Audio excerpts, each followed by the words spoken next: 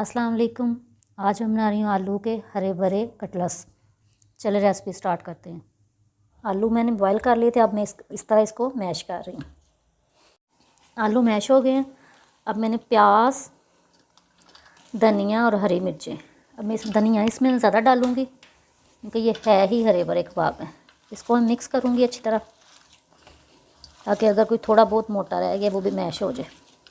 और जिन लोगों ने अभी तक मेरे चैनल को सब्सक्राइब नहीं किया, मेरे चैनल को सब्सक्राइब करें, वीडियो करो लाइक करें, शेयर करें। ये स्प्रिंग ओनियन है, वो भी मैं शामिल कर दूँगी। अब इसमें बाकी मैं ड्राई मसाले शामिल करूँगी। हाफ़ टी स्पून मैं ये सुरख मिर्च पिसी हुई शामिल की है, हस्बे ज़रूरत नमक,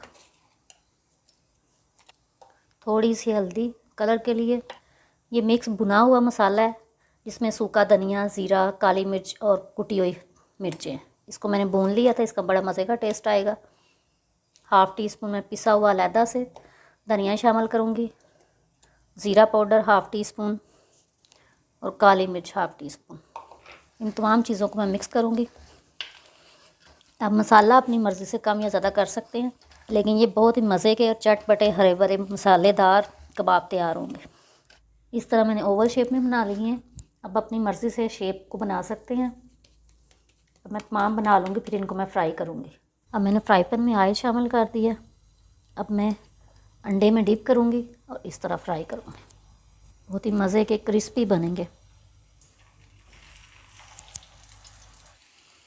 अब ये एक साइड से फ्राई हो गए, अब मैं इसकी साइड चेंज कर दूँगी। देखिए इसका कितना मज़े का कलर आया।